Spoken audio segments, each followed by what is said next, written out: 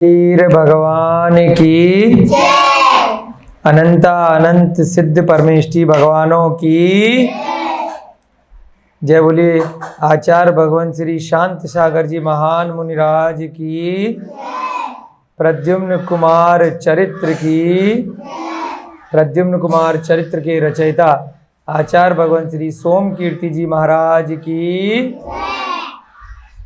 नेमिनाथ भगवान की सभी को सादर जय जिनेन्द्र, जयदु जड़ंदो। सब बच्चे लोग जयदु जड़ंदो बोलना सीख गए हैं, बहुत अच्छा लग रहा है। नित्य प्रति बच्चों का भी बड़ा पुण्य है कि मंदिर जी के दर्शन कर रहे हैं, स्वाध्याय सुन रहे हैं, पूरे दिन गुरुकुल में योग्य शिक्षकों को द्वारा अध्ययन प्राप्त कर रहे हैं। ये सब भी बड़े पुण्य के योग से प्राप्त होता है। यहाँ जो भी गुरुकुल आदि की स्थापना की गई है वह सभी आप लोगों के पुण्य से है। आप लोगों को यहाँ पर अध्ययन प्राप्त करना था, इस कारण से यहाँ पर गुरुकुल बनाए। आप लोगों को यहाँ पे पढ़ाना था, इसलिए गुरुकुल बनाए। तो सभी के पुण्य योग से ये सारी क्रियाएं हो रही हैं। हम सभी ने अवश्य ही पूर्व भव में कोई अच्छे व्रत उपवास किए होंगे, पुण्य योग्य कार्य किए होंगे, ऐसा निमित्त सानिध्य मिला होगा, जिस कारण से जिनेन्द्र भगवान के वचन हमें यहाँ पर श्रवण करने का सौभाग्य प्राप्त हो रहा है। प्रतिदिन की भांति हम सभी लोग स्वाध्याय प्रारंभ करने से पहले मंगलाचरण करेंगे। जिनको भी याद हो गया है वह साथ साथ बोलेंगे। मंगलम भगवान वीरो, मंगलम गौतमो गढ़ी, मंगलम कुंद कुंदाध्यौ, जैन धर्मोस्तु मंगलम। सर्व मंगल मांगल्यम सर्व कल्याणकारकम, प्रधानम सर्वधर्माणम, जैनम जयतु शासनम, जैनम जयतु शासनम, जैनम जयतु शासनम। सर्वे श्रोतारः सावधानतया शृण्वन्तु। सभी श्रोतागण, चाहे वह छोटे बालक हो या बड़े युवक युवती हो, सभी लोग ध्यान मग्न होकर के इस स्वाध्याय को, इस पौराणिक कथा को श्रवण करेंगे। अभी तक के वर्णन में प्रद्युम्न कुमार नाम का जो जीव है, जो पिछले भव में मधु के नाम का मनुष्य था, उसके बाद वाले भव में वह देव बना था। अब वह प्रद्युम्न कुमार के नाम से श्री कृष्ण के पुत्र के रूप में, रुक्मणी के पुत्र के रूप में द्वारका नगरी में उत्पन्न हुआ है। परंतु पूर्व भव के कुछ पाप कर्म के कारण से वह जीव अब विद्याधरों की नगरी में कनकमाला एवं काल समर द्वारा पालन पोषण किया जा रहा है। वहाँ पर उसको युवराज बना दिया गया है। उसके बाकी के पंचशतक अर्थात 500 भ्रातागण एवं उनकी माता ने द्वेष के कारण से उसका वध करने का प्रण किया है। उनको भांति भांति प्रकार से येन केन प्रकारेण अलग अलग गुफाओं में दैत्यों से छल कपट के द्वारा सामना कराया जा रहा है। परंतु पुण्य के योग से वह जिस भी स्थान पर जाता है, वहाँ पर कितना भी दुर्गम स्थान हो, कितनी भी विकट विकराल स्थिति हो, उसके बाद भी वह वहाँ पर विजयी प्राप्त होकर के आता है और कुछ न कुछ लाभ लेकर के आ जाता है।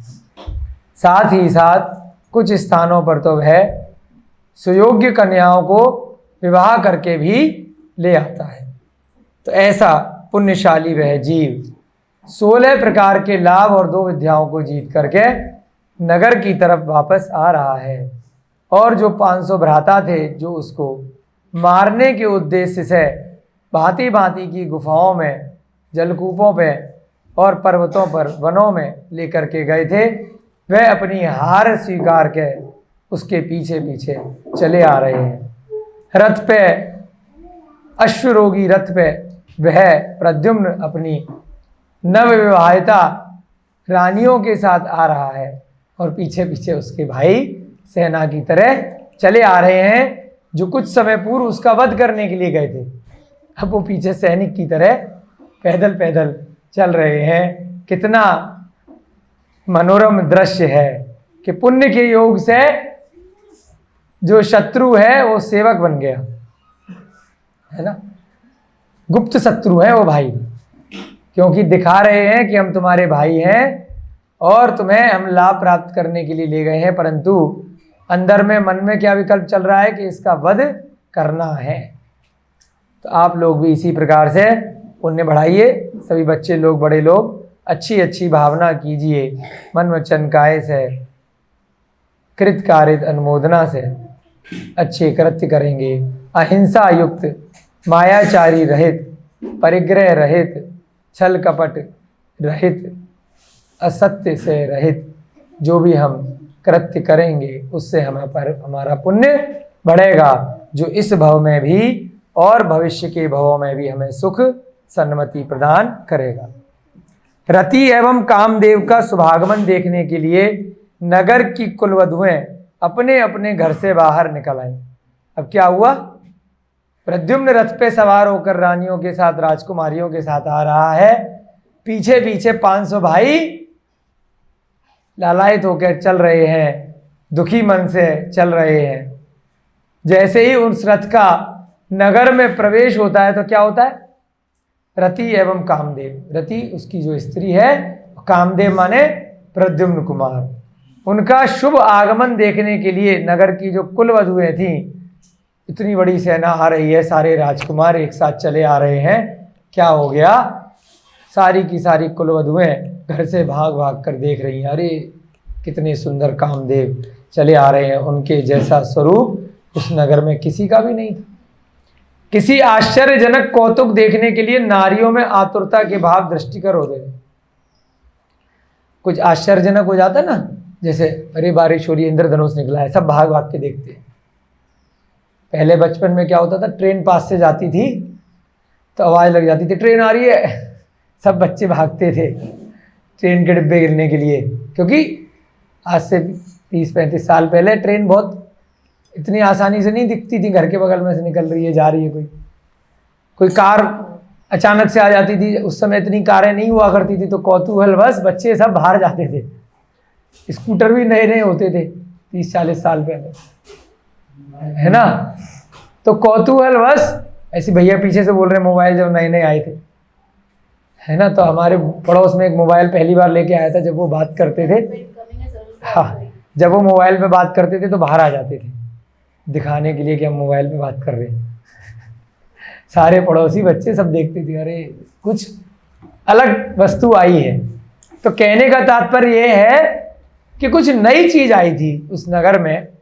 प्रद्युम्न कुमार कामदेव बन चुके थे, पहले से भी बहुत ज़्यादा सौंदर्यवान उनका स्वरूप हो गया था। क्यों हो गया था? कि 16 प्रकार की जो विद्याएं प्राप्त की थी, उनके कारण से रूप सौंदर्य बहुत ही निखर आया था, अभिभूत हो गया था।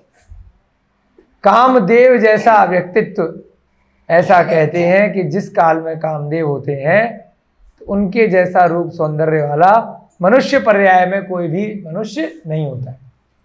देव लोग तो अपना रूप बना सकते हैं विक्रिया के द्वारा, कैसा भी रूप बना सकते हैं वह, परंतु मनुष्य पर्याय में ऐसा स्वरूप किसी अन्य का नहीं होता है।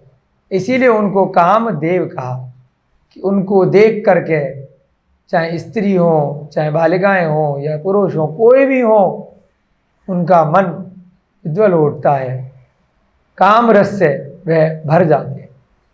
तो कैसा हुआ? जितनी भी स्त्रियां थी उस नगर की एकदम भागने लग गई, आतुरता के भाव उनमें दृष्टिगत होने लगे। कामदेव के आकर्षण से अनेक स्त्रियां अपना समस्त गृह कार्य छोड़ करके परस्पर कलह करने लगी। घर के काम होते ना, कोई खाना बना रहा है, कोई बर्तन धो रहा है, कोई सफाई कर रहा है, कोई कपड़े धो रहा है, कोई बच्चों को कुछ खिला रहा है, पढ़ा रहा है।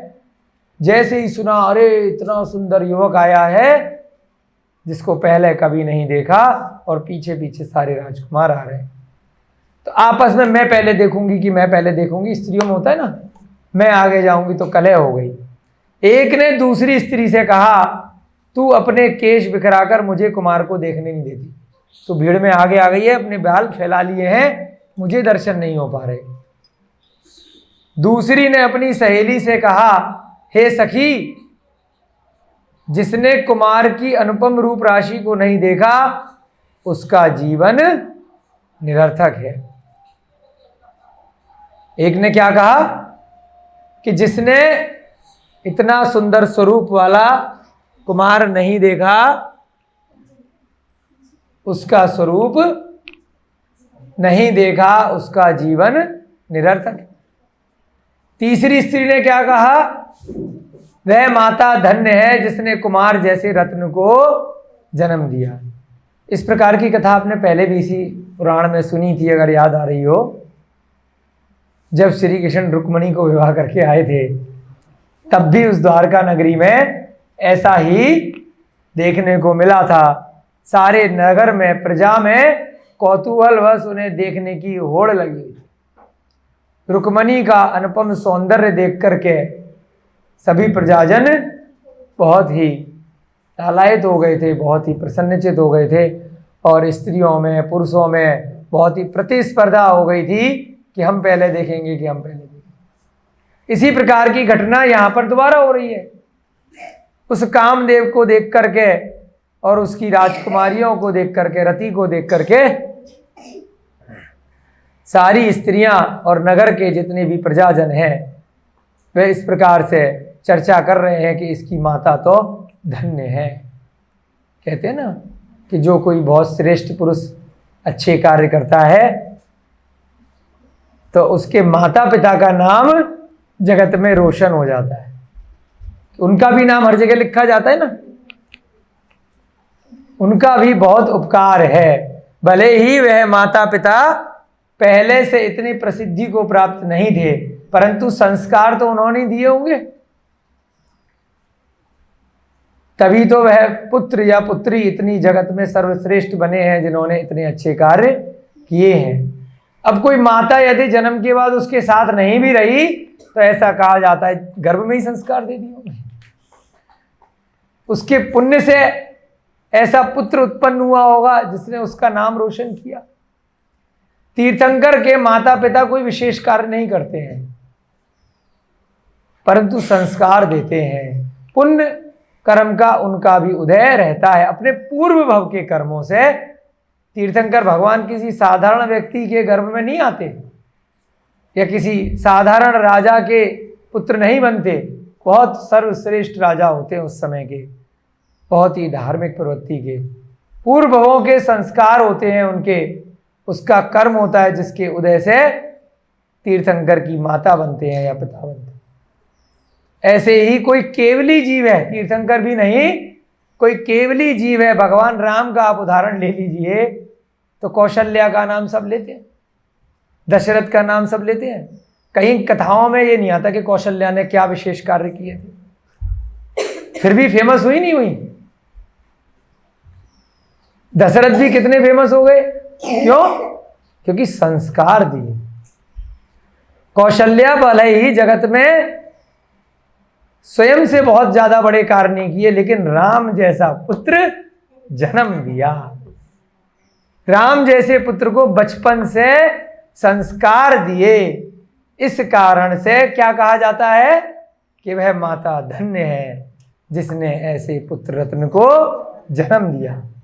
तो आप लोग भी माताएं हैं, यदि आपने अपने बच्चों को अच्छे संस्कार दिए, बेटा चोरी मत करना, झूठ मत बोलना, मायाचारी मत करना, हिंसा आदि पाप मत करना, संतोषी बन के रहना, जीवन में जितना मिला है उसमें संतोष करना, उस संस्कारों के बस यदि आपका पुत्र पुत्री, यदि आप शिक्षक हैं तो आपके जो भी विद्यार्थी हैं उनको यदि ऐसी शिक्षा दी तो आप भी पिता समान हैं।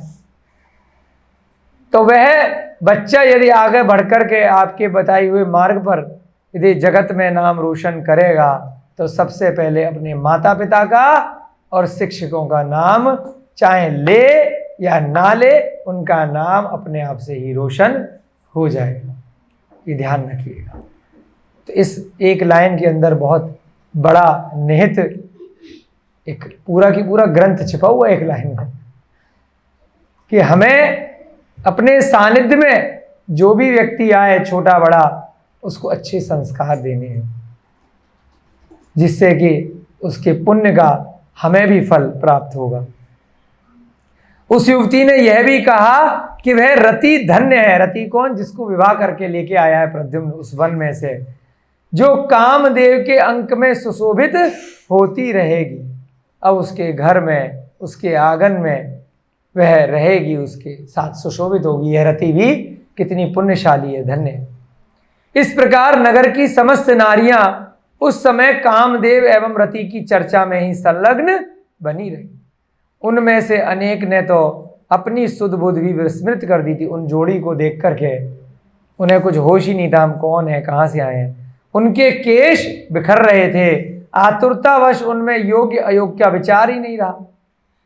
कोई खाना बना रही है तो भाग गई, कोई बाल बना रही है तो वैसी भाग गई। अरे कुछ कौतूहल, बस पता नहीं दोबारा देखने को मिलेगा या नहीं मिलेगा। नीचे से रैली निकल रही है, घर के नीचे से निकल जाएगी, तो तुरंत भागते हैं ऐसे मौके पे, फटाफट देख लो। सत्य ही है, जब साक्षात मदन का दर्शन हो जाए तो तन मन की सुध बुध कहाँ रहती। मदन माने कामदेव का पर्यायवाची है। काम का प्रत्यक्ष एवं अप्रत्यक्ष प्रभाव किसी न किसी रूप में समस्त नारियों पर पड़ा। जितनी भी नारियां थीं, प्रत्यक्ष रूप से या अप्रत्यक्ष रूप से उस कामदेव को देख करके कुछ न कुछ प्रभाव उन सबके तन मन चेतन पर पड़ा। एक विराट उत्सव के साथ कुमार प्रद्युम्न राजमहल में आ पहुंचा।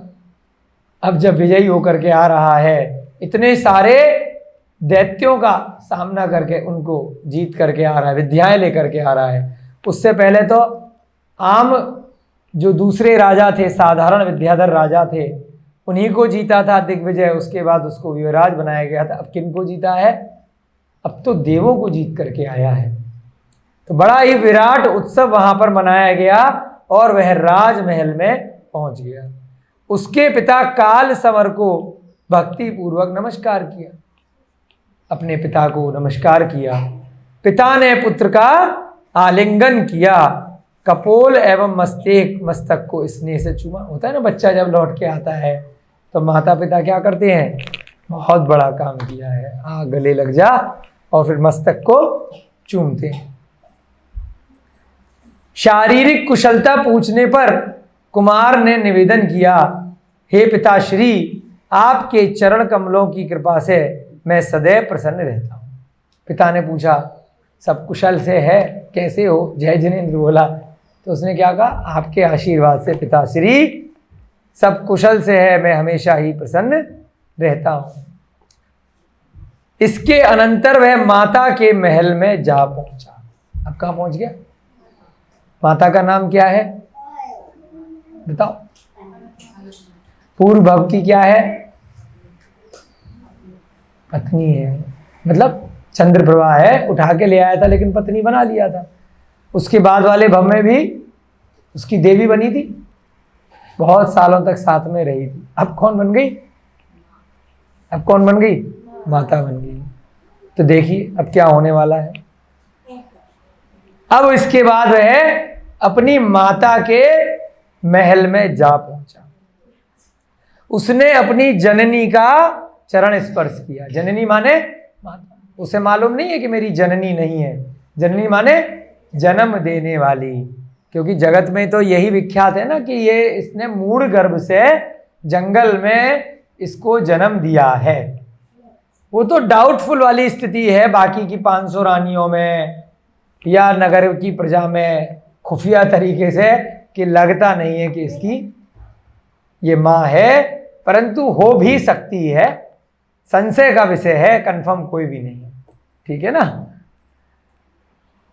तो अब वह पुत्र भी यही समझता है, बचपन से पाला है, संस्कार दिए हैं, 6 दिन का ही तो आया था, 6 दिन में कोई रुक्मणी ने कुछ सिखा थोड़ी दिया था। यहीं पे संस्कार मिले, पूर्व भव का उसका योग है जिसके कारण से उसे मोक्ष जाना है, इसलिए उसका मरण नहीं होता है, जल्दी ज्ञान प्राप्त हो जाता है, विद्याएं प्राप्त हो जाती हैं। अब जननी माता के चरण स्पर्श किए, ऐसे करके हम करते हैं ना, तो यही ग्रंथों से सिखाया जाता है कि माता पिता के चरण स्पर्श करने से हमें संस्कार प्राप्त होते हैं, उनका आशीर्वाद प्राप्त होता है। कनक माला ने भी 16 लाभों को प्राप्त किए हुए पुत्र को आशीर्वाद दिया, क्योंकि सबको पता चल गया था कि 16 लाभ लेकर के आया है, विद्याएं लेकर के आया है, उस अपने पुत्र को आशीर्वाद दिया। उस समय कुमार की सुंदरता देखने योग्य थी। जैसे आप लोग मेकअप करके जाते हैं ना, शादियों में जाते हैं, कहीं अन्य स्थानों पे जाते हैं, है ना, शादियों में जो जिसकी शादी होती है, जो वधू होती है, तो उसका तो इतना मेकअप कर दिया जाता है कि वो स्वयं को भी पहचान नहीं पाती है कि मैं ही थी क्या 4 घंटे पहले, है ना। अगले दिन और पिछले दिन की फोटो देखती है तो बाकी लोग भी नहीं पहचान पाते कि ये वही है क्या, इतना उसका मेकअप करके लिपा पोती कर दिया। तो वो तो ऊपर से पेंट पॉलिश लगाई जाती है, परंतु जब विद्याएं प्राप्त हो जाती हैं, जब देवों ने विद्याएं दे दी होती हैं, तो आश्चर्यजनक रूप से रूप सौंदर्य निखर आता है। या कोई युवा हो जाता है, बहुत एक्सरसाइज करता है, बहुत अच्छा फल फ्रूट खाता है, अच्छे से योग व्यायाम इत्यादि करता है, और पुण्य योग साथ में चल रहा होता है, तो उसके शरीर में से रोग इत्यादि सर्वथा विरक्त हो जाते हैं और उसका रूप सौंदर्य निखर आता है स्वतः ही, बिना किसी मेकअप इत्यादि के। तो ऐसे ही जब कामदेव कोई जीव बन जाता है तो आत्मा वही है, शरीर वही है, उसके बाद भी क्या होता है, रूप सौंदर्य बहुत ज़्यादा निखर जाता है कि पहचान में ही नहीं आता कि ये वही है जो गया था, जो एक दिन पहले था वैसा ही वही कामदेव, वही प्रद्युम्न है। पहचानने में नहीं आ रहा है, परंतु पता है कि वही है। होता है ना, जैसे बचपन में बच्चों का जो रूप है बड़े होने के बाद निखर आता है। छोटी छोटी सी बच्चियां हैं, बड़े होने के बाद बहुत सुंदर बन जाती हैं, है ना। कोई युवक बहुत ही बलशाली हो जाता है, सुंदर बन जाता है, अपने आप से हो जाता है, जरूरी नहीं है कि उसको बहुत ज़्यादा मेकअप करना पड़े। तो ऐसे ही यहाँ पर कामदेव की चर्चा चल रही है। उस समय कुमार की सुंदरता देखने योग्य थी, उसी का बेटा है, रोज देखती थी, फिर भी आज अचानक से क्या हुआ कि कुछ दिनों में बहुत सारी विद्याएं लेकर के आया है, तो उसका रूप सौंदर्य एकदम निखर गया है। अपने ऐश्वर्य एवं यश से त्रिभुवन को अभिभूत करने वाला प्रद्युम्न संपूर्ण गुणों का आकार यानी कोश हो गया, क्योंकि इतने सारे देवों को जीत लिया है। तो क्या कहा, त्रिभुवन को जैसे जीत लिया, 3 भवन में सार, त्रिभुवन में सार, यानी त्रिभुवन 3 भवन, पहला भवन ऊर्ध्वलोक, दूसरा भवन मध्यलोक, तीसरा भवन अधोलोक, इनको मिला करके त्रिभुवन कहा जाता है। कथनचित रूप में ऐसा कहा है जैसे 3 भवन को जीत लिया, जबकि जीता किसको है, जिस स्थान में वो गया था। 2.5 द्वीप को भी पूरा कोई मनुष्य नहीं जीत पाता है ना। मनुष्य भी कितने हिस्से को जीत पाते हैं, अधिकतम जो चक्रवर्ती होते हैं, जिस स्थान पर उनका जन्म हुआ है वहां के 6 खंडों को ही जीत पाते हैं, 5 मलेच्छ खंड और 1 आर्यखंड। कथनचित ऐसा कहा गया है कि जैसे इतने देवों को जीत करके आया है, तो 3 भवन को जीत लिया हो, अभिभूत कर दिया हो, प्रसन्नता का माहौल उस पूरे 3 भवन में व्याप्त कर दिया हो। देवों में भी चर्चाएं हो रही हैं। सुकोमल कपोल विस्तृत केश राशि का आकर्षक विन्यास, सुंदर नेत्र, शंख के सदृश कंठ, चंद्रमा के सदृश सौम्य मुख, सुमेरु की भांति वक्ष स्थल, सिंह के सदृश कटी प्रदेश यानी कमर, हस्ती के सदृश मत वाली गति, हस्ती माने हाथी, कुंदन यानी तपाए हुए स्वर्ण के सदृश वर्ण वाले प्रद्युम्न। ऐसी उपमाएं दी गई हैं कामदेव को। सिंह के जैसा कटी है यानी कमर है, जैसे हाथी धीरे धीरे चलता है मटक मटक करके, ऐसे हस्ती के जैसी चाल है। सुमेरु पर्वत के समान, सुमेरु बहुत एकदम कोई हिला नहीं सकता सुमेरु पर्वत को, सुदर्शन मेरु को, जहां पर पांडुक शिला पर भगवान का अभिषेक किया जाता है, 1,00,000 योजन का ऊंचा। तो ऐसे सुमेरु के समान उसका वक्ष स्थल है। कुंदन यानी तपाए हुए स्वर्ण के समान उसका रंग है, वर्ण है।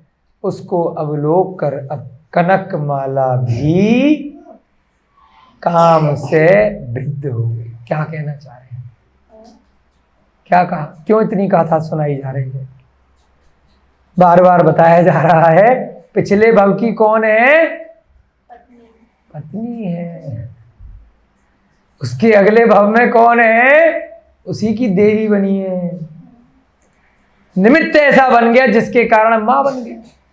अब क्या हुआ? जब ऐसा रूप सौंदर्य देखा अपने ही वर्तमान के पुत्र का, तो क्या हुआ? कनकमाला का हाल अपने ही स्वयं के पुत्र के ऊपर मोहित हो गई। संसार की रीति है ना? कितना खतरनाक। उस भव में तो मां है ना, पिछले भव में जो रहा हो उससे क्या है। परंतु क्या हुआ? उसको देख करके वो भी काम बाण से विद्ध हो गई। उसका मुख ऐसा मुरझा गया जैसे तुषार पाला लगा हुआ कमल हो, एकदम मुरझा गई। अरे कितना सुंदर मेरा पुत्र। पाला लग जाता है ना, सर्दियों में पाला बोलते हैं, पाला गिर गया तो उससे क्या हो जाता है? खिला हुआ कमल भी मुरझा जाता है ज्यादा सर्दी पड़ने के कारण। विरह में उसकी देह संतप्त हो गई। एक तरफ तो उसका पति राजा है कालसमा और उसका पुत्र है प्रद्युम्न। अब उसकी क्या इच्छा कर रही कि ये मेरा पुत्र मेरा पति बन जाए। देखिए कितनी खतरनाक इच्छा हो रही है। विरह से उसकी देह संतप्त हो रही है। उसने विचार किया मेरा यह जीवन, मेरा रूप, मेरी कांति, मेरे गुण अब तभी सार्थक होंगे जब मैं कुमार का प्रेम आलिंगन करूं। क्या इच्छा हो रही है? क्यों ऐसी इच्छा हो रही है बताइए? पिछले जन्म के संस्कार हैं आत्मा में कि मैंने इतने साल, इतने वर्ष इस जीव का आलिंगन किया है। भले ही उठा के ले गई थी। देखिए कितना खतरनाक इस कर्मों का फल रहता है। ऐसे ही नहीं आचार्यों ने कहा कि इस संसार में जितने भी जीव हैं अनंतानंत, वह किसी ना किसी भव में आपके पति, पत्नी, माता, पिता, पुत्र, पुत्री, मित्र, शत्रु और न जाने क्या क्या जितने भी सगे संबंध हो सकते हैं सब बन चुके। कभी कुछ बने, कभी कुछ बने, कभी कुछ बने, परंतु कुछ पूर्व जनों के संस्कार उस आत्मा में कार्मण शरीर के अभिभूत होकर के चले आते हैं। करोड़ों वर्ष पहले के संस्कार एकदम से अभी याद नहीं आएंगे, छूटते जाएंगे। कोई चीज किसी पे चिपकी हुई है, उसको छुड़ा दिया जाएगा तो थोड़े थोड़े से उसके अंश लगे रह जाएंगे। फिर उसके ऊपर जब दूसरी चीज लग जाएगी, फिर तीसरी चीज लग जाएगी, धीरे धीरे धीरे धीरे करके पता ही नहीं चलेगा कि इस चीज पे ये वस्तु पहले से चिपकी हुई थी। ऐसे ही आत्मा के ऊपर कार्मण शरीर रूप में कर्म चिपके रहते हैं। धीरे धीरे करके वह छूटते रहते हैं। दो प्रकार से छूटते हैं, अविपाक निर्जरा से और सविपाक निर्जरा से। पहले भी ये शब्द आपको बताए हैं। अविपाक यानी बिना कर्म उदय में आए उन छूट गए। सविपाक यानी कि कर्म वह उदय में आए यानी फल दिए और उसके बाद छूटे। आपने गलत कार्य किया था, उसका आपको फल मिल गया, अब वह कर्म छूट गया। अब बार बार एक बुरे कर्म की सजा रोज रोज नहीं मिलेगी, है ना। आपने कोई गलत कार्य किसी के साथ किया, उसने आके बदला ले लिया, उसने नहीं लिया तो किसी और ने ले लिया, उसका फल आपको प्राप्त हो गया, तो हर रोज नहीं मिलेगा, हर भाव में उसका एक बार छूट गया। आपने प्रायश्चित ले लिया, पश्चाताप कर लिया, तब से निर्जरा कर ली, तो उसका फल आपको बिना मिले छूट जाएगा। आपने मन से माफी मांग ली, भाई मैंने तेरे यहाँ चोरी कर ली थी, अब मैं वापस कर रहा हूं, गलती हो गई थी। अगर उसने भी दिल से माफ कर दिया तो अब वो आपसे बदला नहीं लेगा ना, कि फिर भी लेगा? बताइए, शायद नहीं लेगा। तो ऐसे ही कर्मों का फल दो प्रकार से होता है, अविपाक और सविपाक। तो अभी कुछ ही भाव पहले वह उसकी पत्नी रही और उसके बाद देवी रही स्वर्गों में, तो उसके संस्कार उसके अंदर कहीं ना कहीं चाहकर न चाहकर, चाहे उसे अवधि ज्ञान नहीं भी है, जानती नहीं भी है, तब भी उसके प्रति एकदम से आकर्षित हो गई। अब क्या विचार कर लिए, कितना जघन्य अपराध। पहले अपराध किसने किया था बताइए? राजा मधु उठा के लाया था पर स्त्री को, है? क्या फल होगा, क्या फल मिला राजा मधु को? बताइए क्या फल मिला? पैदा होते ही उसके पति हेमरथ ने उठा करके फेंक दिया, फल मिला ना मिला? पर स्त्री का हरण करने के कारण से। अब यही चेष्टा अब कौन कर रहा है? अब तो उसका पति नहीं है, पुत्र से तो विवाह हो नहीं सकता है, क्या हो सकता है? क्या जगत की क्या ये रीति कहती है? तो अब दुष्ट चेष्टा है वह कनकमाला कर रही है कि यदि मेरा इससे विवाह नहीं हुआ, यदि मैंने इसके साथ प्रेम आलिंगन नहीं करा, तो मेरा जीवन व्यर्थ है। जिसने ऐसे मनोज्ञ मधुर सौंदर्य का पान नहीं किया, इतना सुंदर, पागल हो गई कि जिसका पान नहीं किया उसका जीवन व्यर्थ है। बिना कुमार को प्राप्त किए कोई भी रमणी भाग्यशालिनी नहीं हो सकती। जब तक इसको प्राप्त ना कर लूं तब तक मेरा भाग्य कैसे चमकेगा। इस प्रकार कनकमाला अपने विचारों में उलझी रही। अभी तो सोच रही है ना, पागल हो गई है। जैसे राजा मधु उस भव में किसको देख करके पागल हुआ था? चंद्रप्रभा को देख करके पागल हुआ था। यदि मुझे चंद्रप्रभा नहीं मिली तो मैं खाना पीना छोड़ दूंगा, मरना स्वीकार कर लिया था, मरने वाला था। जब तक उसके मंत्री ने बिल्कुल अंतिम क्षण में उसको सांस दिलाई थी, ध्यान है ना? ऐसी हालत लगता है कनकमाला की ना हो जाए। कितना खतरनाक है ये मनुष्य पर्याय, ये देव पर्याय, नरक पर्याय, त्रियंच पर्याय। ऐसे ही नहीं लोग निर्ग्रंथ दीक्षा लेके आगे बढ़ जाते हैं। क्या क्या इस संसार में मनोभाव लोगों के होते हैं, विचित्र स्थिति होती है। जिस पुत्र को 6 दिन से लेकर अब तक पाला है ना, उसका पालन पोषण किया है, आज उस पुत्र से प्रेम आलिंगन करने के भाव आ रहे हैं। कितना यह मनुष्य पर्याय का जीव, उससे क्या मतलब है? पालने वाली, ये कह रही है कि वो असली माता पिता नहीं है, उससे क्या फर्क पड़ता है? पालने वाली माँ जन्म देने वाली माँ से ज्यादा बड़ी कही गई है ना? ऐसे मान लीजिए किसी को गोद ले लिया तो उसके बाद क्या बाद में विवाह कर लेगी उससे? ऐसे थोड़ी होता है। संसार की रीति ऐसे नहीं होती। माँ तो माँ है, पालने वाली हो चाहे जन्म देने वाली हो, है ना? माँ है या परिवार के अन्य सदस्य हैं, बड़े हैं, पिता समान या अन्य माता समान ही माने जाते हैं। उस संसार में, उस भव में उसकी रीति का पालन करना चाहिए। पिछले भव में आप कुछ भी रहे हो। हाँ, तो अब क्या कहा? बिना कुमार को प्राप्त किए कोई भी रमणी भाग्यशालिनी नहीं हो सकती, ऐसा वह मन में विचार कर रही है। वो सोचती रह गई और उसके बाद क्या हुआ? प्रणाम करके, उसके मन में तो कोई विकार था नहीं, प्रद्युम्न के मन में वो अपने माता को प्रणाम करके अपने महल में चला गया। विरह की विदग्धा कनकमाला अनेक प्रकार से निर्लज्ज चेष्टाएं करने लगी। अब वो पागल हो गई। जैसे मधु पहले पागल हुआ था, ऐसे ही यहां पर कनकमाला की मति मारी गई। निर्लज्ज चेष्टाएं करने लगी, यानी बिना लज्जा के एक स्त्री जो है ऐसी हरकत करने लगी। उसने काम जनित उष्णता को शांत करने के लिए चंदन आदि शीतल वस्तुओं का उपयोग किया।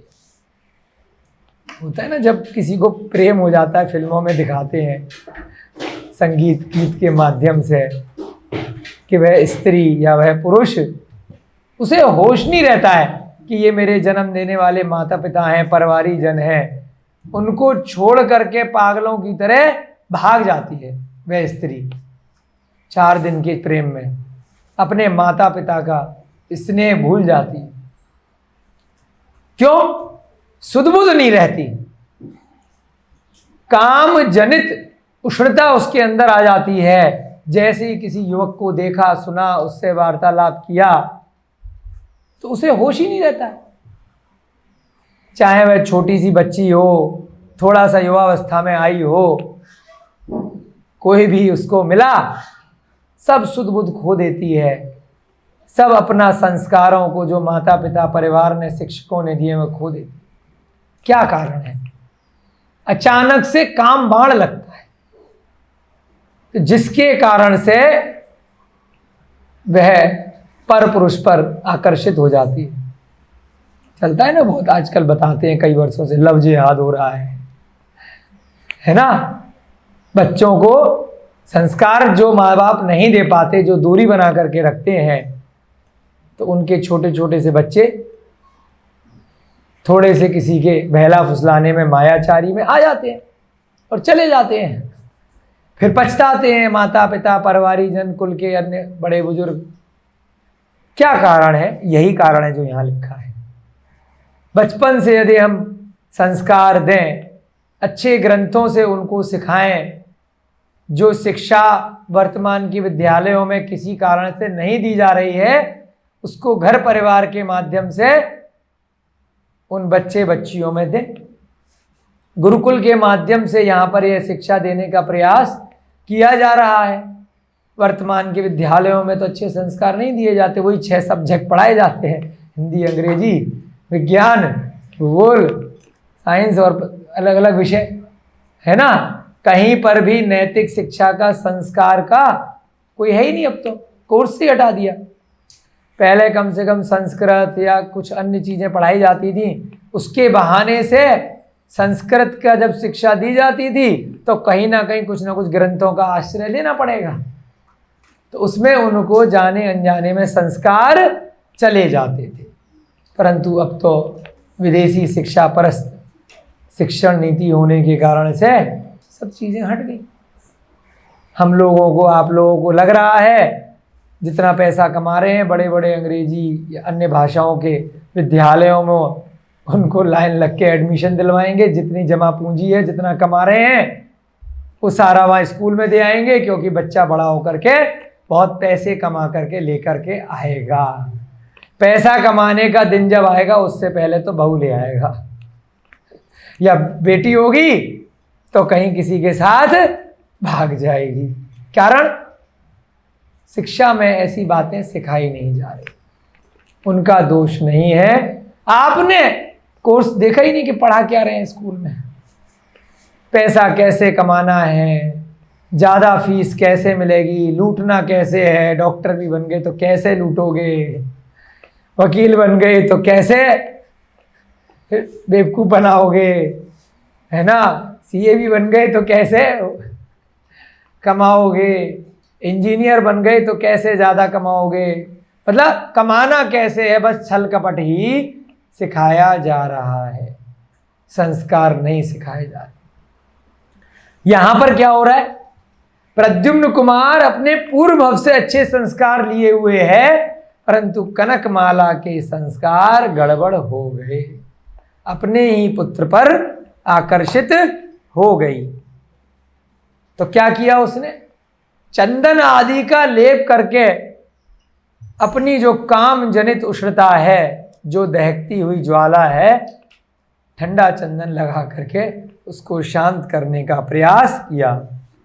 उस विद्याधरी के समस्त अंग शिथिल हो गए, सारे बिल्कुल ठंडी पड़ गई कि मुझे अगर ये नहीं मिला तो मैं मर जाऊं।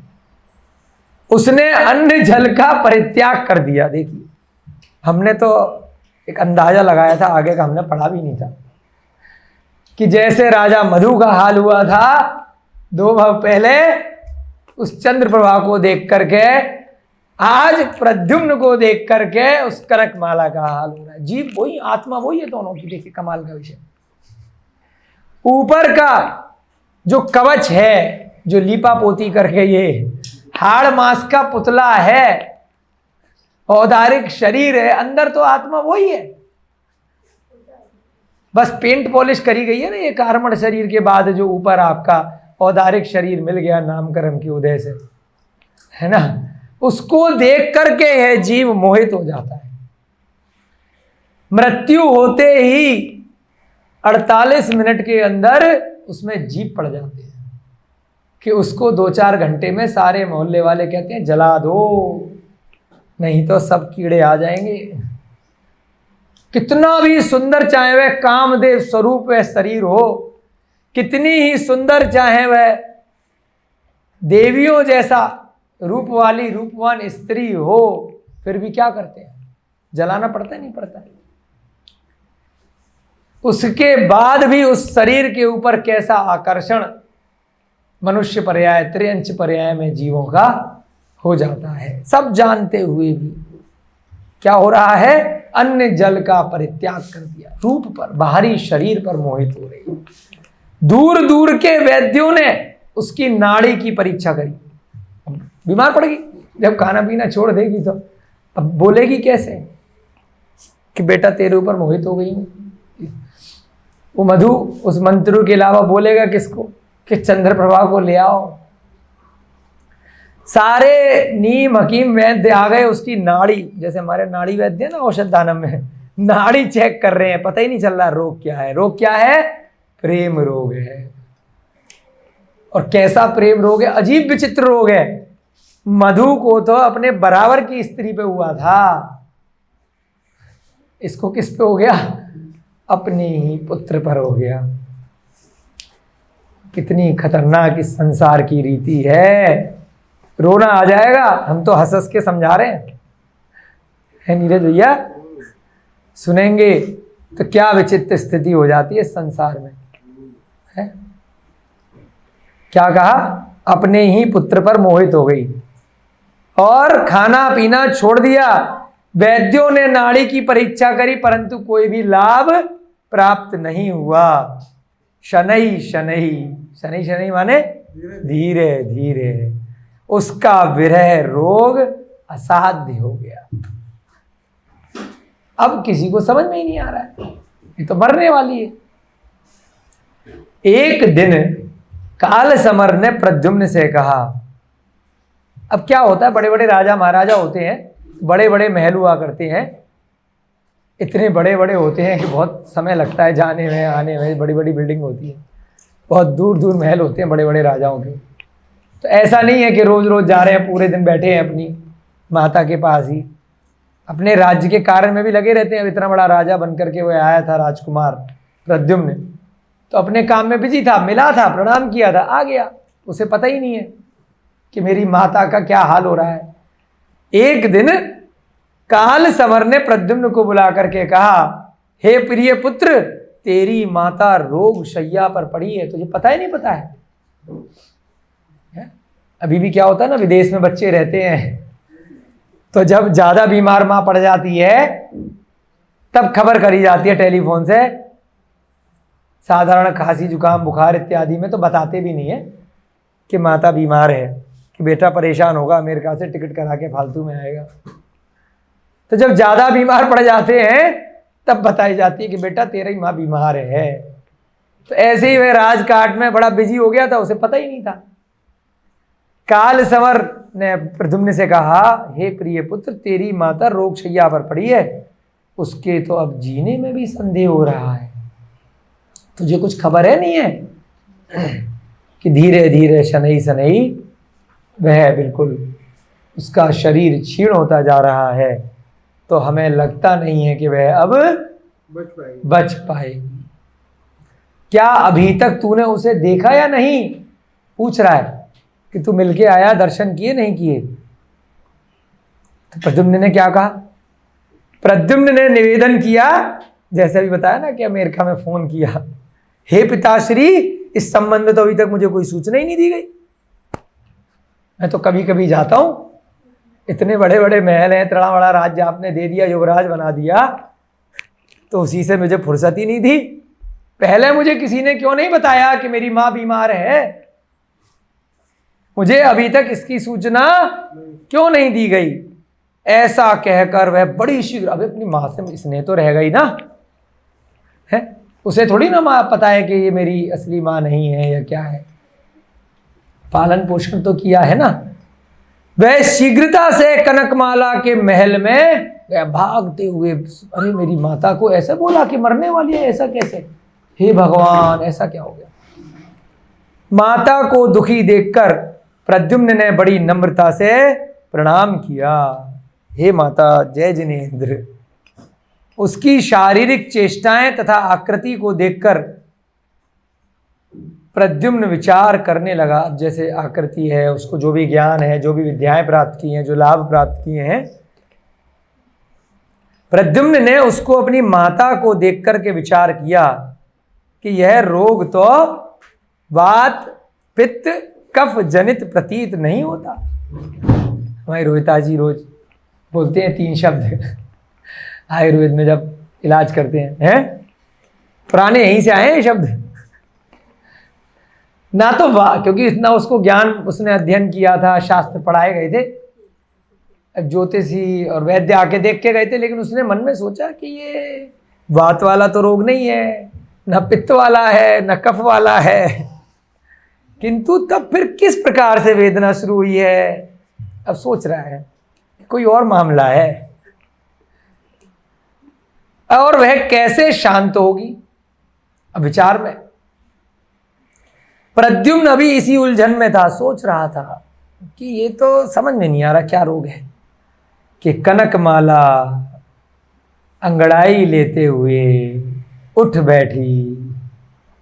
जैसे मान लीजिए मधु के सामने बीमार की अवस्था में चंद्रप्रभा आ जाए, मरने वाला था, अभी तो मंत्री आया था तभी बैठ गया था वो तो, अगर साक्षात चंद्रप्रभा आ जाती तो मधु उठ बैठता नहीं बैठता है?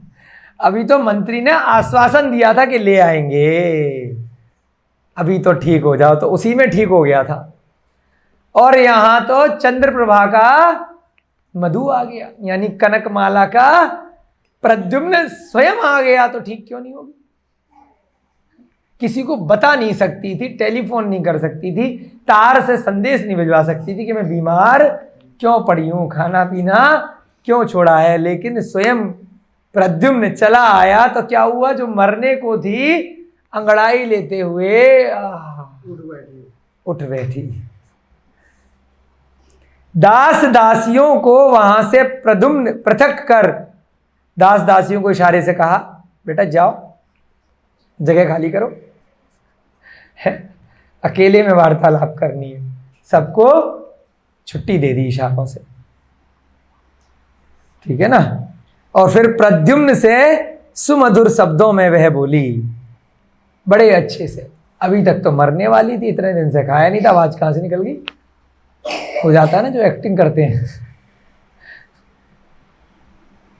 हे कुमार, यह तो तुम जानते ही हो कि तुम्हारी यथार्थ माता कौन है। अब गेम खेल रही है ना, इन्होंने अभी जरा सी थोड़ी देर पहले प्रश्न किया था, शायद इसलिए आकर्षित हो गई क्योंकि वह असली मां नहीं है ना। हमने कहा यह बात सत्य नहीं है, वो तो कामदेव को देख करके आकर्षित हो गई थी, कुछ पूर्व भव के संस्कार थे, कुछ स्त्री की जाति ऐसी है, स्त्री क्या पुरुष की भी ऐसी है। इस संसार में रीति ही यह है कि जैसे ही कोई भी पुरुष किसी स्त्री को देखता है तो आया ना, स्त्री वेग, पुरुष वेग, नपुंसक वेग, नो कषाय के कारण से वह आकर्षित हो जाता है।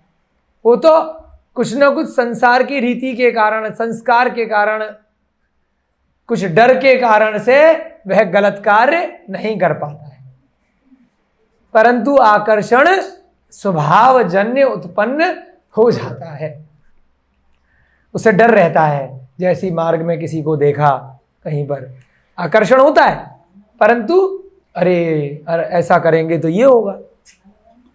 स्त्री किसी को देखती है तो आकर्षण होता है, परंतु किसी कारण से वह डर के कारण से, किसी संस्कार के कारण से योग्य अयोग की पहचान करके गलत कार्य में अकारण प्रस्तुत नहीं होता है।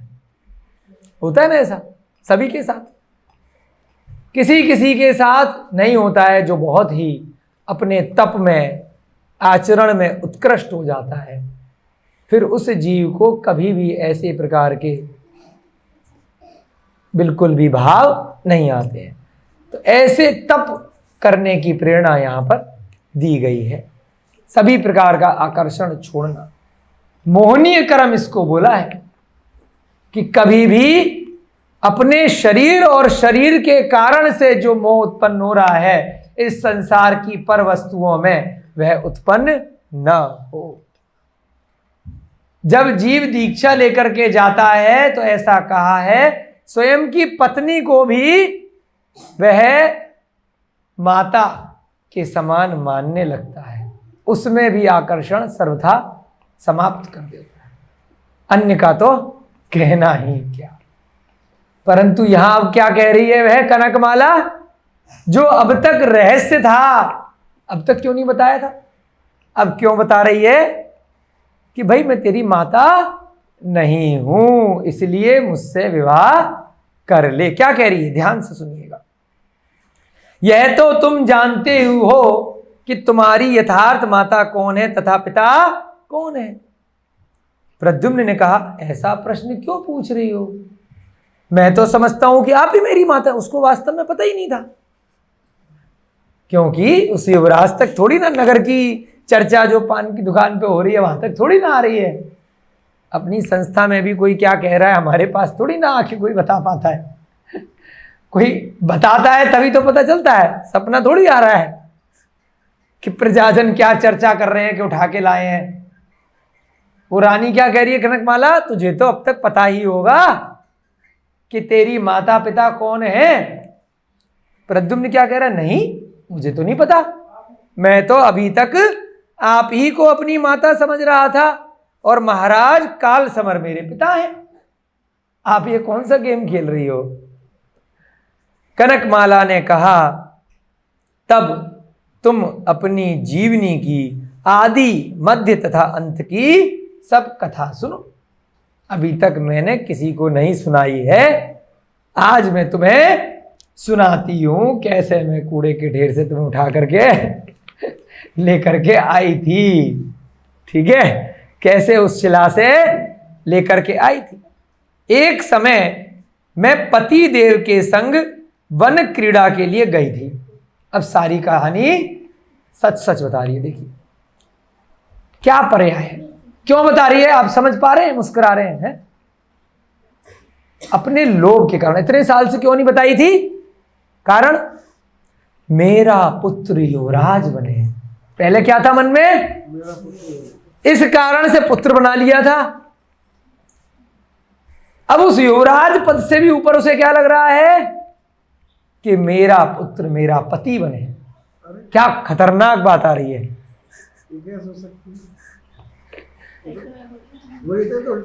उल्टा हो रहा है ना, तो स्त्री की पर्याय है। अब वो क्या कह रही है, अब जगत की रीति है कि पुत्र पति कैसे बन जाएगा। तो अब पुत्र को क्या कह रही है, मैं तेरी असली मां तो हुई नहीं बेटा, छल कपट, इसलिए मैं तेरी पत्नी बन सकती हूं। क्या खतरनाक चीज है इस संसार की। पूर्व भव की पत्नी, इस भव की मां चंद्रप्रभा। कुछ ना कुछ फायदा हो रहा था। 500 में मेरा पुत्र गुलाम बनेगा, नौकर बनेगा, तो राजा से वचन ले लिया कि मेरा पुत्र युवराज बने, अभी की अभी वचन दो। अब जब लगा कि ये तो इतना सुंदर कामदेव बन गया है, तो जब तक मैंने इसका वर्ण नहीं किया, जब तक मेरा स्त्री जीवन व्यर्थ है। इतना यौवन रूप इसका कामदेव के समान यह मेरा पुत्र हो गया है। अब युवराज युवराज तो साइड में, मेरा पति बन गया है कैसे भी। तो अब कहानी सुना रही है क्या छल कपट मायाचारी संसार में व्याप्त है, यह समझाने का प्रयत्न कर रहे हैं। एक ही कथा में क्या क्या चीजें सुनने को, देखने को, इस संसार की रीति आपको पता चलती है। अनादिकाल से यह चीजें चली आ रही हैं। अब उसे वह कहानी जो कभी नहीं बताई थी, अब क्यों बता रही है, ये बात है। कारण पहले भी तो बता सकती थी, क्योंकि मायाचारी। अब उसको कहानी सुना करके शायद कुछ फायदा हो जाए। अरे आप मेरी माँ तो है नहीं, कोई दिक्कत नहीं है, फिर तो बना लेता हूं आपको भी अपनी राजकुमारी है। एक समय मैं पति देव के संग वन क्रीड़ा के लिए गई थी। हमारा विमान तक्षक नामक पर्वत पर पहुंचकर तुम्हारे पुण्य बल से रुक गया था। अब कनकमाला काल समर की बैकग्राउंड में स्टोरी बता रहे हैं ना, जो पहले आप सुन के आए हैं कि हम ऐसे ऐसे गए थे, विमान रुक गया था। नीचे उतरकर हम दोनों ने देखा कि एक विशालकाय शिला तुम्हारे प्रबल श्वासोश्वास के वेग से कंपायमान हो रही थी। एक शिला सांस लेने से हिल रही थी। आश्चर्य से हमने उसे उठाया तो तुम दिखाई पड़े। मैंने तत्काल ही तुम्हें उठा लिया और मन में निश्चय कर लिया कि युवक होने पर सस्पेंस, युवक होने पर तुम्हें अपना अधीश्वर बनाऊंगी। क्या छल कपट है, देखिए क्या कह रही है। और जबकि किया क्या था, तुझे युवराज बनाऊंगी, पुत्र बनाऊंगी। उसे क्या कह रही है कि मैंने तो बेटा उसी समय निश्चय कर लिया था कि तुम्हें अपना पति बनाऊंगी। यह सोचकर तुम्हें घर ले आई थी और बड़े स्नेह से तुम्हारा लालन पालन करने लगी। इसलिए लालन पालन किया था कि जब तुम बड़े हो जाओगे ना तो तुम्हें अपना पति बनाऊंगी। ठीक है ना।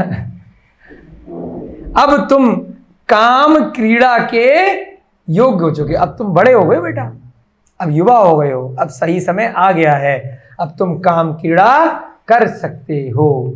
अतएव अब मेरे संग आनंद उपभोग करो। कौन कह रही है? मां कह रही है। किससे कह रही है? पुत्र से कह रही है। क्या खतरनाक। यदि ऐसा करने में तुम्हें संकोच होगा तो मेरी मृत्यु, अब ब्लैकमेलिंग भी कर रही है। उसे लग रहा है कि ये योग्य पुत्र है, मना कर देगा तो क्या धमकी दे रही है, तो मेरी मृत्यु अवश्यम भावी है। जैसे वह मधु ने मंत्री को ब्लैकमेल किया था कि यदि चंद्रप्रभा को लेकर के नहीं आया तो मैं बस जाने वाला हूं कुछ सेकंड में। ऐसे गोल चक्र बोला ना संसार। पहले मधु ने छल कपट किया था, अब कनकमाला छल कपट कर रही है उसी के साथ। क्या कमाल है। संसार चक्र, संसार की जीव वही है दोनों। मधु का जीव प्रद्युम्न है, चंद्रप्रभा का जीव कनकमाला है। गोल गोल दुनिया, पृथ्वी गोल, संसार गोल। एवं तुम्हें अब धमकी कैसे दे रही है? तुम्हें नारी हत्या का पाप लगेगा। डायरेक्ट बोल दिया, अगर नहीं मानी मेरी बात तो मैं मर जाऊंगा, अभी की अभी आत्महत्या कर लूंगी या भूख प्यास से मर जाऊंगी। और देखो तुम्हें कैसा पाप लगेगा। नारी हत्या संसार में सड़ा सबसे बड़ा पाप। नारी हत्या भी, और तुम तो मां समझते हो तो मां की हत्या का। और बोलो कोई बच्चा पालन करने वाली माँ की हत्या कर पाएगा क्या? तो ब्लैकमेल कर रही है। पालन करता माता के ऐसे कुत्सित वाक्य सुनकर प्रद्युम्न को हार्दिक संताप हुआ। उसने अपना सर पकड़ लिया, हे भगवान, ऐसा शरीर किस काम का, ऐसा कामदेव का रूप किस काम का कि जिसको देख करके माता ही मोहित हो जाए। ऐसा संसार, हे प्रभु, सर पकड़ लिया कि ऐसे जीवन को धिक्कार है। उसने कहा, हे माता, ऐसे लोक विरुद्ध वचन तुम्हारे मुख से कैसे निकल पड़े? क्या बोल रही हो? हैं? गोदी में खिलाया है, क्या क्या किया है आपने मेरे लिए, और आज क्या कह रही हो? लोक विरुद्ध, समाज के, नीति के विरुद्ध किसी को पता चलेगा तो क्या होगा? कुमार्ग की ओर प्रवाहित होने वाले मन का शमन करना चाहिए। अब ज्ञान दे रहा है, होता है ना, मैंने बताया मन का आकर्षण होता है, परंतु जैसे ही ज्ञान होता है, संस्कार होते हैं कि यह गलत है, हम पहले से शादीशुदा हैं, हमारा विवाह हो चुका है, या अभी हम इस योग्य नहीं हैं, यह रीति सही नहीं है, यह कार्य सही नहीं है, तो चाहकर भी आकर्षण को क्या कराया जाता है? शमन किया जाता है, दबाया जाता है, और कुछ समय बाद वो दब जाता है।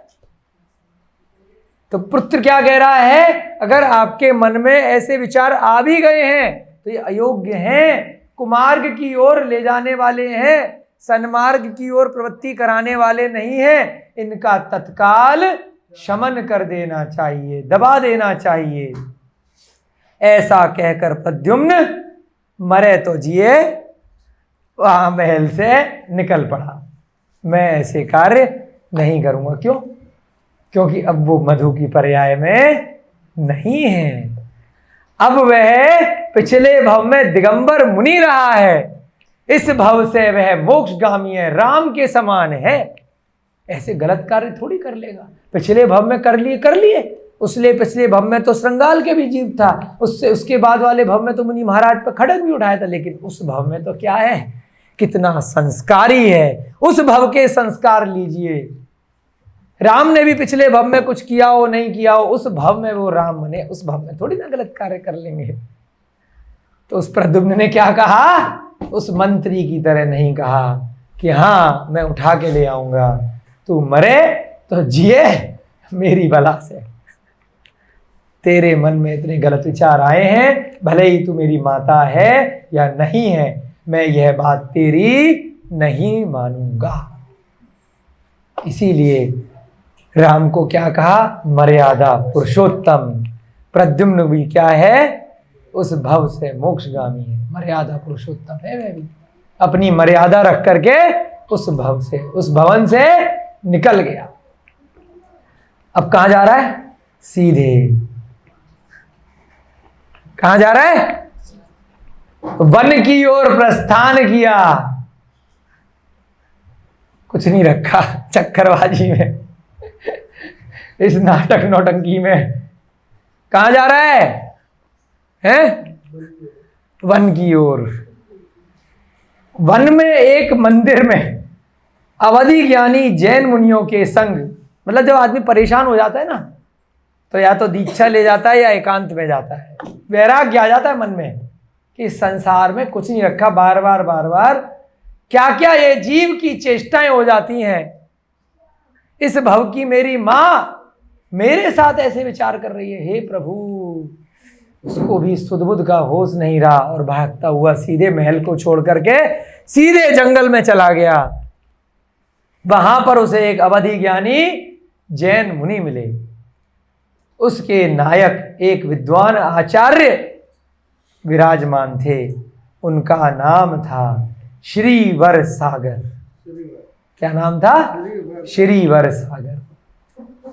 सीधे वन में गया, वन में तपस्या करता हुआ पूरा संग दिखाई दिया। उनके आचार्य थे श्रीवर सागर। अब अपनी पुरानी टेंशन भूल गया और सीधे उनके दर्शन किए तथा नम्रता पूर्वक मुनि को नमोस्तु किया। हे स्वामी मेरी माता। सीधे प्रश्न, काम से आकुल होकर मेरे ऊपर क्यों आ सकते हैं मेरे सर, सीधे डायरेक्ट। माता, महाराज जी बहुत परेशान हुए। ऐसी होता है ना, अपन लोग कहीं पर भी ऋषि मुनि के पास जाते हैं, बिजनेस नहीं चल रहा, बेटा नहीं सुन रहा, शादी नहीं हो रही, पिताजी जो है गर्लफ्रेंड से शादी नहीं करा रहे, रोग हो गया, हजारों प्रकार की ज़्यादा अब कोई और समस्याएं कर रहा है, तो टाइम कब नंबर आएगा और सीधे डायरेक्ट प्रश्न, इधर उधर की बातें नहीं, सीधे बताओ। सीधे डायरेक्ट प्रश्न पूछ डाला, हे मुनिराज आप जंगल में बैठे हैं, पक्का आपको ज्ञान होगा, यहीं बैठे बैठे आप तो कुछ ना कुछ ज्ञानी होगे, मेरे को बताओ कि मेरी माता काम से आकुल होकर मेरे ऊपर क्यों आसक्त हो गई है। प्रद्युम्न का निवेदन सुनकर, वो महाराज जी तो थे ही अवधि ज्ञानी, मुनिराज ने कहा, हे वस्त, संसार की समस्त चेष्टाएं बिना कार्य कारण के संबंध नहीं होती। हमने भी अंदाजे से कहा था कि क्यों कर रही है, पिछले भव के कुछ चिपके हुए संस्कार रह गए थे, असंख्यात वर्षों के उस काल में देव देवी की पर्याय में भोग भोगे थे, इस कारण से शायद ऐसी चेष्टाएं रही हो, ऐसा हमने अंदाजा लगाया था। परंतु यहां पर वह प्रद्युम्न अवधि ज्ञानी मुनि महाराज श्रीवर के पास पहुंच करके प्रश्न कर रहा है, तो वह क्या कह रहे हैं, कोई भी संसार की चेष्टाएं, कोई भी आकर्षण आपका किसी के प्रति भी यदि हो रहा है तो अकारण नहीं होगा, उसमें पूर्व भव का कुछ न कुछ कारण या इस भव का कारण रहा होगा। ऐसा स्नेह तथा वैर पूर्व जन्म के संबंध से ही हुआ करता है। ध्यान से सुनो, मैं बतलाता हूं। कौन कह रहा है? श्रीवर नाम के मुनि महाराज अब उस प्रद्युम्न से उस जंगल में कह रहे हैं, पूर्व जन्म में तू मधु नामक राजा था। अब उसकी कथा सुना रहे हैं। तूने भी काम के वशीभूत होकर सामंत राजा हेमरथ की पत्नी चंद्रप्रभा का अपहरण किया था। क्या कहा? चंद्रप्रभा का बेटा तूने भी तो अपहरण किया था। उसने दीक्षा लेकर उत्कृष्ट तप किया। हमने पढ़ा था ना पिछले भव में, उस चंद्रप्रभा ने जब मधु ने दीक्षा ली तो चंद्रप्रभा ने भी दीक्षा ली थी, जिसके कारण से मधु भी स्वर्ग गया और चंद्रप्रभा भी स्वर्ग जाकर के देवी बन गई। और उस स्वर्ग में वह दोनों अपने मन से एक दूसरे की देवी देवियों के साथ में रहने लगे। तो उसने दीक्षा लेकर तप किया, जिसके प्रभाव से 16वें स्वर्ग में चली गई। पहले तो नीचे के स्वर्ग में गई, फिर आपको बताया था कि मधु नाम का तू जी वहां पे गया होगा और तूने भी 16वें स्वर्ग में वह साथ में रही।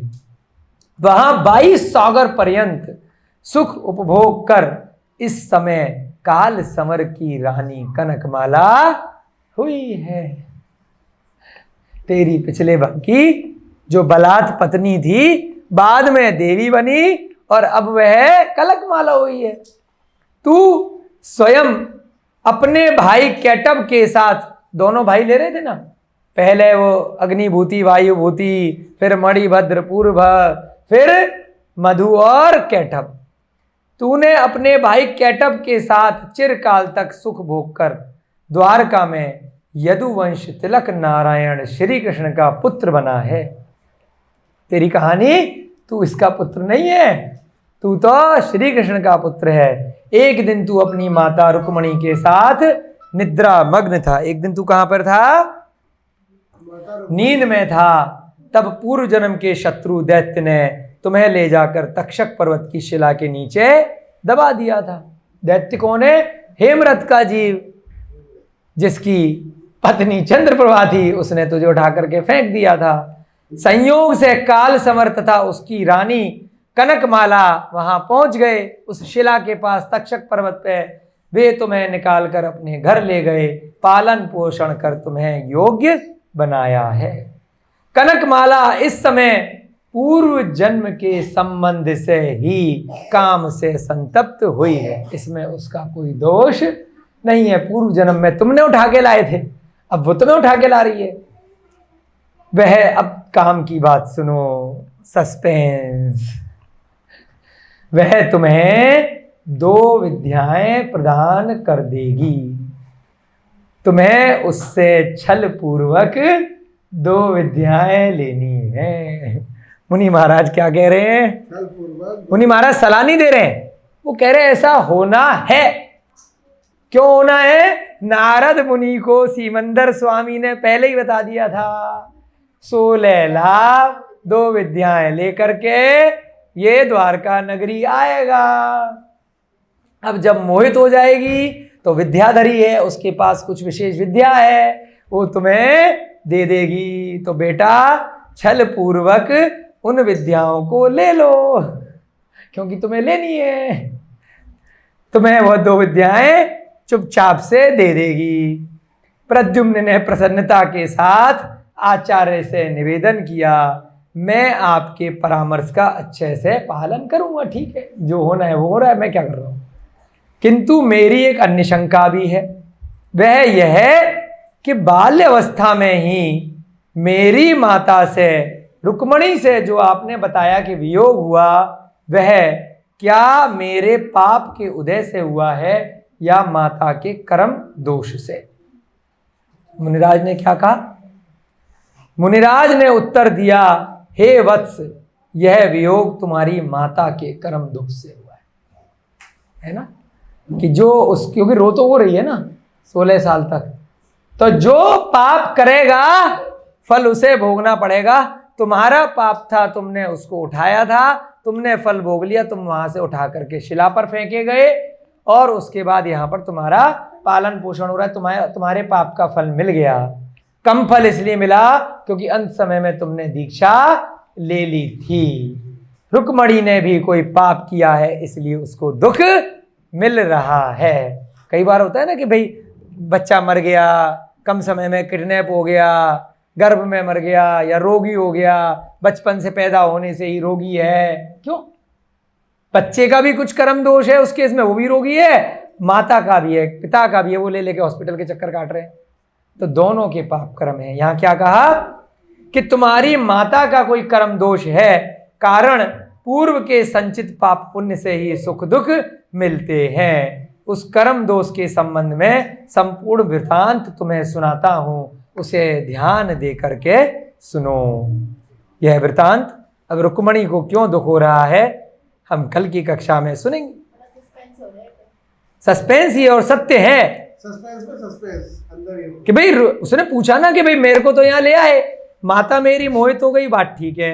अब मेरी माता वहां परेशान होगी, रुक्मणी जो आपने अभी अभी बताया श्री कृष्ण के वहां, उसने क्या पाप किया था वो भी बता दो। तो वह वृतांत कल की कक्षा में हम सुनेंगे। आपकी कक्षा का समय हो रहा है, बहुत ध्यान मग्न होकर आप मनोरंजन के साथ में यह कथाएं सुन रहे हैं और कुछ न कुछ प्रभाव आपके जीवन पर अवश्य पड़ेगा। इस संसार चक्र से विरक्ति के भाव आए आपके मन में, ऐसी हम सभी की यहाँ पर भावना है। जय बोलिए महावीर भगवान स्वामी की, जय बोलिए आदिनाथ भगवान की, अनंतानंत सिद्ध परमेष्टि भगवानों की, प्रद्युम्न कुमार चरित्र की, आचार्य सोम कीर्ति जी महाराज की। सभी को जय जिनेन्द्र, जय दुजड़ंदो। अब सभी मिलकर के जिनवाणी की स्तुति करेंगे।